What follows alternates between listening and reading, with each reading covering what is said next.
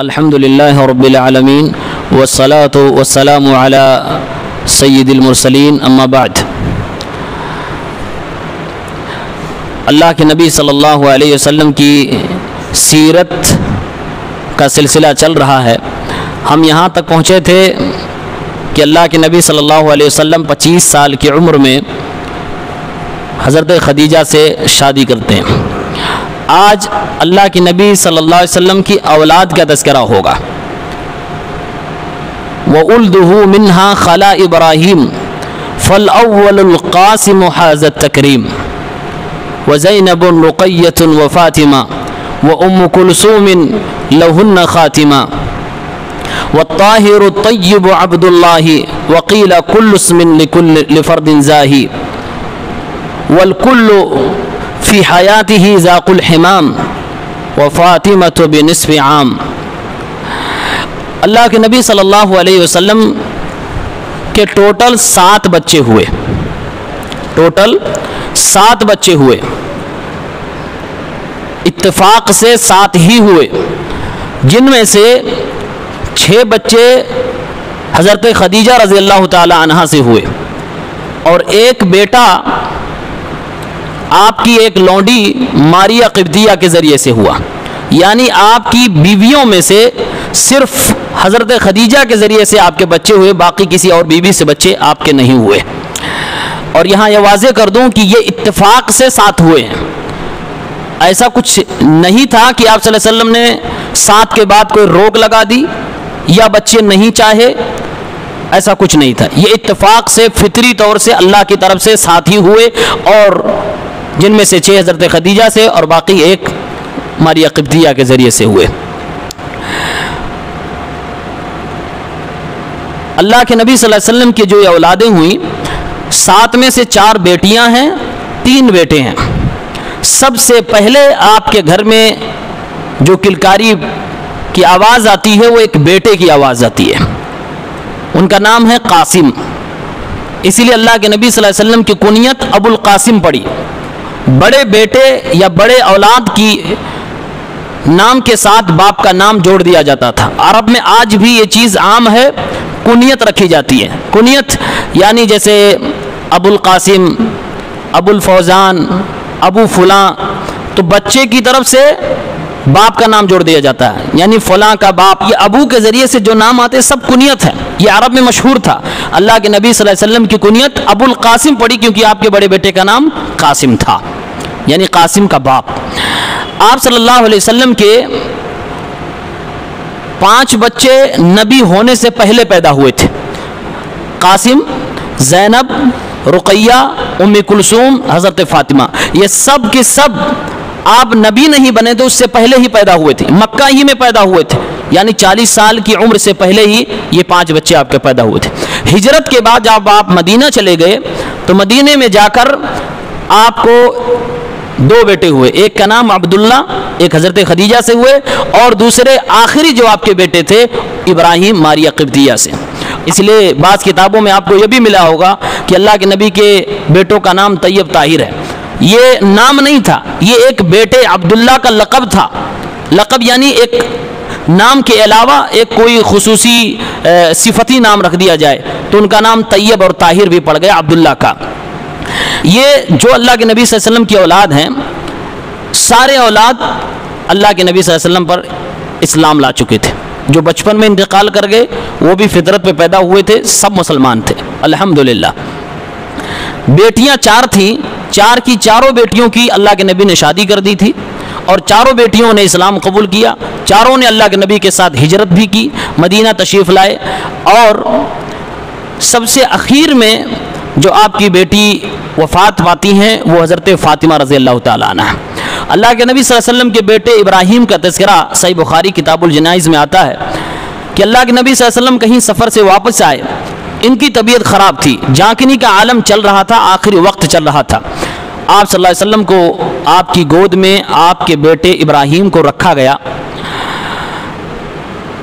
اللہ کے نبی صلی اللہ علیہ وسلم نے جب اپنے ہی بیٹے کو اپنے گود میں آخری وقت میں دیکھا تو ایک باپ کے اندر جو فطری شفقت ہوتی ہے بیٹے کے تئیں، محبت، خاص طور سے جب بچہ چھوٹا ہو تو کچھ زیادہ ہی محبت ہوتی ہے، پیارے نبی صلی اللہ علیہ وسلم کی آنکھوں سے آنسو جاری ہو گئے، آنسو نکلنے لگے۔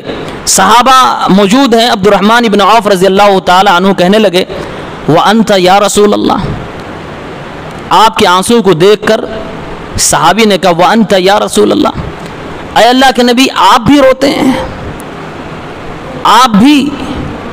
پیارے نبی صلی اللہ علیہ وسلم نے فرمایا انہا رحمہ، اے عبد الرحمن ابن عوف، یہ محبت، یہ شفقت، یہ رحمت کے بوند ہے جو میری آنکھوں سے ٹپک رہے ہیں، یہ فطری ایک چیز ہے، ایموشن ہے جو چھلک رہا ہے بوند کی شکل میں۔ آپ نے فرمایا، ایک تاریخی جملہ ارشاد فرمایا جو آج تک مثال بن گئی کائنات کے لیے، آپ نے فرمایا ان العین تدمع، آنکھ میری رو رہی ہے، آنسو بہا رہی ہے، والقلب یحزن، اور میرا دل غمزدہ ہے،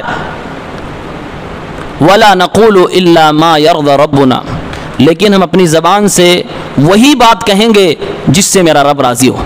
ہم اس تکلیف کے وقت میں بھی کچھ ایسی حرکت اپنی زبان سے یا اپنے حرکات سے، اپنے اعمال سے نہیں کریں گے جس سے ہمارا رب ناراض ہو جائے۔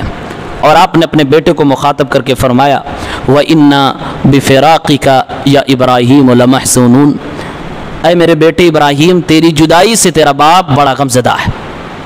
یہ جملے جو آپ صلی اللہ علیہ وسلم کے تھے، آنکھ نم ہے، دل غمزدہ ہے، ہم وہی کہیں گے جس سے میرا رب راضی ہوتا ہے، بیٹے میں تیری جدائی سے غمزدہ ہوں، غمگین ہوں۔ یہ تاریخی جملے تھے، آپ نے اس میں بہت بڑا سبق دے دیا۔ ایک یہ کہ فطری طور سے جو باپ کے اندر محبت ہے، اگر اپنے بچوں کی وفات کے وقت نکلتا ہے تو وہ نوحہ اور ماتم نہیں کہا جائے گا، وہ جائز ہے۔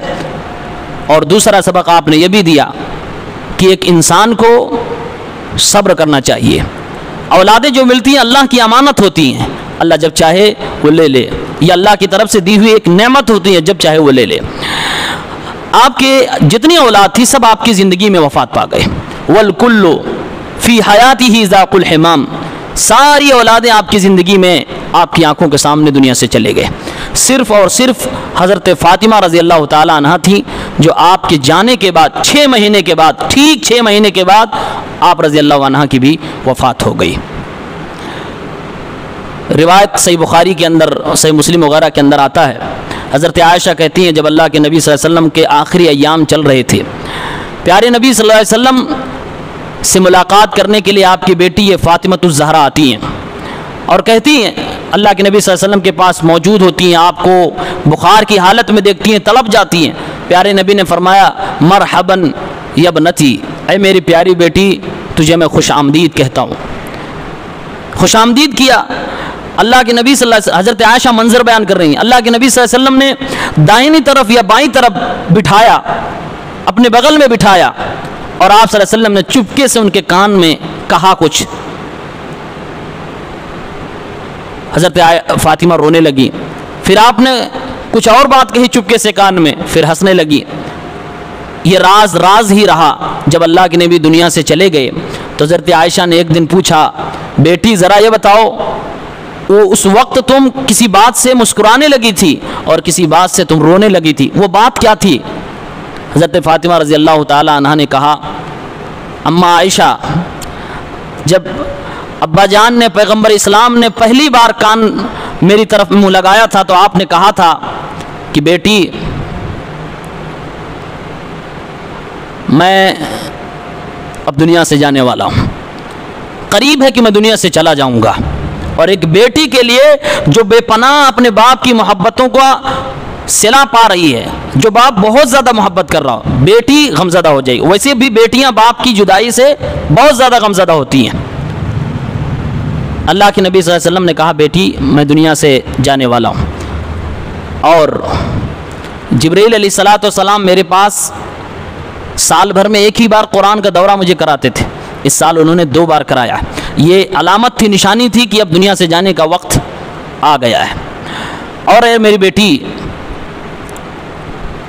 میرے بعد سب سے پہلے مجھ سے میرے اہل بیت میں سے اگر کوئی ملے گا تو ملے گی۔ فاطمہ رضی اللہ عنہ کہتی ہیں کہ جب یہ بات میں نے سنی تو میں چھپا نہ سکی، میری آنکھوں نے بیان کر دیا، میں رونے لگی۔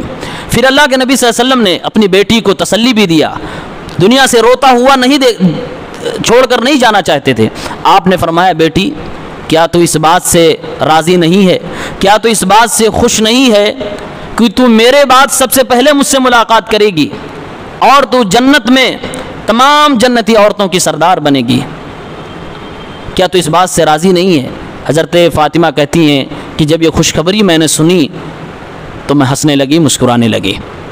حضرت عائشہ کہتی ہیں شاید یہ وہ خوشی تھی کہ فوراً غم کے بعد فوراً خوشی, اور غم ایسا کہ رلا دیا, خوشی ایسی کہ ہنسا دیا. حالانکہ یہ دونوں چیزیں, آنسو والا غم اور مسکراہٹ والی ہنسی, دونوں اکٹھے بیک وقت بہت مشکل ہوتا ہے, لیکن نبی کی زبان سے نکلا تھا. فاطمہ الزہرا کو یقین تھا. اللہ کے نبی دنیا سے چلے گئے, 6 مہینے کے بعد حضرت فاطمہ الزہرا کا بھی انتقال ہو گیا, دنیا سے چلی گئی. اللہ آپ صلی اللہ علیہ وسلم کی تمام اولاد سے راضی ہے. اللہ رب العالمین ان سب کو جنت میں مقام عطا فرمائے گا. ہماری دعائیں ہیں اللہ رب العالمین جو بھی صاحب اولاد ہیں ان کی اولاد کو ان کے لیے ان کی آنکھوں کا تارا بنائے, انہیں ان کا فرما بردار بنائے, اطاعت گزار بنائے. آمین یا رب العالمین. وآخر دعوانا ان الحمد للہ رب العالمین.